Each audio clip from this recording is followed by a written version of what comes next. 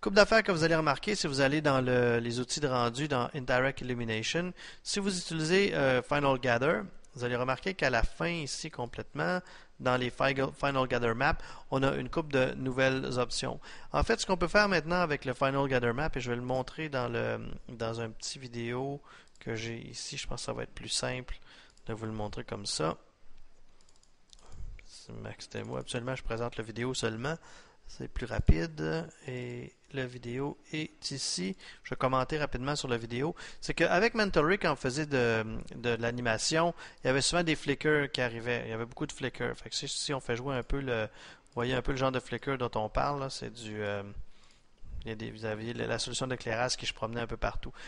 La façon de solutionner ce problème-là, c'était de créer un Final Gather Map avant de faire le rendu.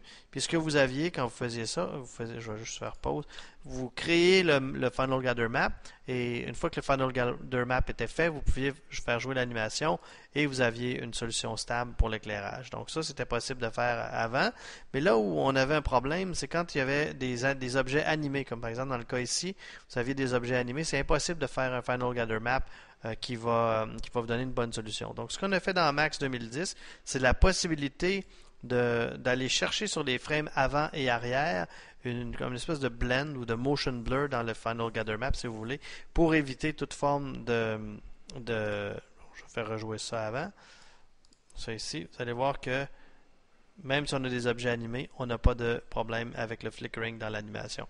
Donc pour faire ça, on s'en va dans le Final Gather Map ici. Vous faites votre quand vous faites votre Final Gather Map, vous faites ici Incrementability Add. Vous créez votre Final Gather Map. Vous faites votre rendu, vous faites Generate Final Gather Map Now, puis quand vous avez terminé votre Final Gather Map, il y a la possibilité ici, je ne sais pas si vous voyez en gris, Interpolate over End Frame. Donc plus ce numéro-là est grand, quand vous allez lire, quand vous allez vous mettre en mode lecture seulement, Read Final Gather Map from Existing Map File, quand vous allez avoir plusieurs maps, vous allez pouvoir augmenter ce chiffre-là, puis ça va blender entre chacun des frames, puis vous allez pouvoir avoir une meilleure distribution du Final Gather Map, réduire le flickering dans l'animation. Donc le workflow est assez simple. Premièrement, vous faites en tout cas ce mot-là ici, Add Final Gather Point to Map File. Une fois que c'est fait, une fois que vous avez généré votre fichier Final Gather Map, qui est sauvegardé, vous allez en mode Read Final Gather Point Only, et puis là, vous déterminez le nombre de frames sur lesquels vous voulez interpoler la solution. Évidemment, 2, c'est une bonne valeur. Si c'est une valeur qui est très grande, vous allez avoir comme des traînées dans le Final Gather. Des valeurs trop grandes, ici, ça va créer des artefacts qui sont moins intéressants. Des valeurs trop petites, vous allez avoir un petit peu de flickering. Donc, entre 2 et 4, ici, pour le Interpolate over End Frame, vous allez avoir des bons résultats pour le rendering. Ça, c'est une feature que les gens voulaient avoir depuis longtemps, la possibilité d'enlever le flickering, les problèmes de flickering avec Mental Ray. Donc, c'est maintenant possible de le faire avec ces outils-là et le workflow dont je vous ai parlé. Je vais ouvrir une autre scène ici et parler du... en fait, on a pas mal passé au travers des outils de rendu. Je vais parler juste du dernier ici, StereoCam Modifier. C'est un modifier que j'ai écrit moi-même et que j'ai mis en disponibilité sur le sample, sur le DVD d'échantillon de 3ds Max. En fait, le workflow pour la stéréoscopie dans Max avec le modifier est assez simple.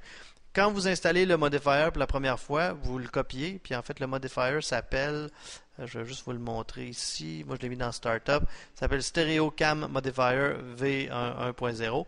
Tous les calculs de la stéréoscopie sont indiqués là-dedans. Donc si vous voulez faire votre propre modifier, si vous voulez faire un rig de stéréo, vous pouvez aller chercher les maths qui ont été faites ici dans le StereoCam Modifier. Moi je l'ai mis dans le Startup, ce qui fait qu'à chaque fois que je démarre Max, le modifier est disponible.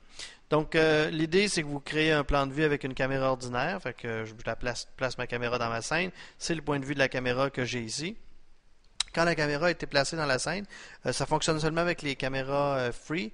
Donc, si vous voulez avoir une target caméra, ce que vous faites, c'est que vous créez une free caméra, puis vous l'attachez sur votre target camera en utilisant le link, puis ça va vous donner exactement le même résultat. L'idée d'avoir une free camera, c'est que la distance de focus dans la scène par rapport à la projection est déterminé avec la distance ici, là, qui est le target distance. Je vais vous montrer pourquoi dans quelques secondes. Fait que l'idée, c'est que vous avez une free camera, vous avez choisi votre point de vue, puis par-dessus le free camera, vous pouvez ajouter ici le stéréo caméra, qui est le modifier. Automatiquement, dans la scène, vous allez avoir deux nouveaux plans. Je ne sais pas si on les voit bien avec la compression. Mais vous avez l'écran ici, l'écran principal. Puis vous avez la zone de confort avant, qui est, bon, en mettant ça noir, ça va être plus facile. Vous avez la zone de confort arrière, puis la zone de confort avant, puis la zone de zéro parallaxe, c'est-à-dire c'est la zone qui va paraître ne pas être en 3D ou ne pas être en stéréoscopie. Donc, si je retourne à ma caméra, vous avez différentes propriétés. Puis les propriétés du modifier sont simples à comprendre. C'est vous déterminez la grandeur de l'image projetée, puis vous déterminez à quelle distance vous allez être de votre image, puis ça va vous donner les paramètres pour une stéréo confortable. Si par exemple, moi j'ai un écran 19 pouces, si l'image que je vais regarder était en plein écran, je dirais 19 pouces ici. Je me tiens à peu près à une vingtaine de pouces de l'écran, donc je mets 20 pouces. Fait que, physiquement, on voit ici que le système a changé. Physiquement, dans ma scène, c'est de ça que ça a l'air. Fait qu'on voit mes deux yeux ici. On va voir un peu. On voit mes deux yeux ici. On voit l'écran de l'ordinateur qui est là. Puis la zone de confort entre les deux plans ici, c'est la zone. Tous les objets qui vont être dans cette zone-là vont apparaître de façon confortable dans la scène. Fait que vous voyez qu'évidemment, comme toute la scène est derrière la zone confortable, en faisant un rendu de ça ici, on n'aurait pas une stéréophonie qui fonctionne, une stéréoscopie qui fonctionne bien parce que tous les objets sont trop loin. Fait que la séparation entre les objets serait trop grande. Donc, il y a un outil qui s'appelle Scale ici. Quand je fais un scale, vous allez voir que tout le rig de la caméra, y compris la grandeur des yeux, augmente. Donc, la première chose, des choses que je vais ajuster, là, je vais me servir d'ici en bas à gauche, c'est l'endroit où je veux que mon plan 0 apparaisse.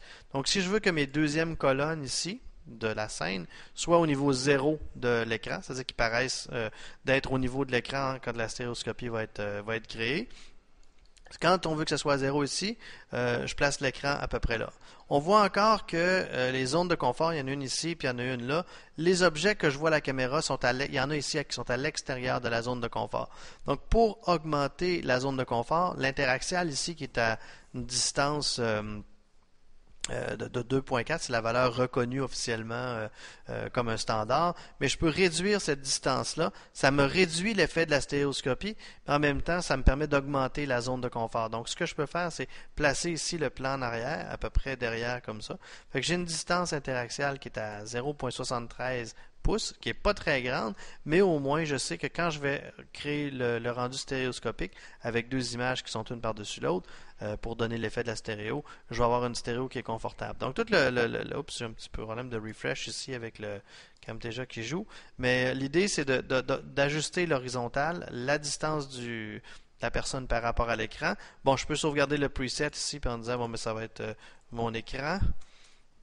Donc, à chaque fois que je vais faire Save Preset, à chaque fois que je vais pouvoir, je peux voir, à toutes les fois que je vais vouloir créer une nouvelle scène, je peux retourner ici à mon écran, ça va me setter les paramètres ici. Le Scale et l'interaxial permettent de définir les zones. Une fois que tout ça a été créé, ben, je suis prêt à faire le rendu. Fait que je peux faire sauvegarder les stéréopairs, ça veut dire sauvegarder deux images à la fois, ou processer l'anaglyphe pour me donner une idée de quoi ça va avoir l'air, ou je peux le faire directement avec anaglyph dans Max. Vous pouvez faire, si maintenant vous avez une animation, vous pouvez déterminer l'animation, soit les images de gauche en premier, les images de droite en premier, ou y aller par ordre de frame. Fait que je fais Stereoscopic Render. Je vais le laisser calculer pendant quelques secondes.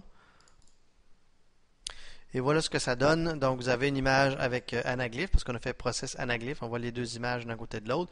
Puis, on voit que la séparation n'est pas très grande. C'est parfait parce que quand la séparation est trop grande, on a des problèmes. La stéréoscopie est inconfortable, puis c'est difficile d'avoir une solution qui fonctionne. Donc, c'est le workflow pour le plugin là, qui a été écrit.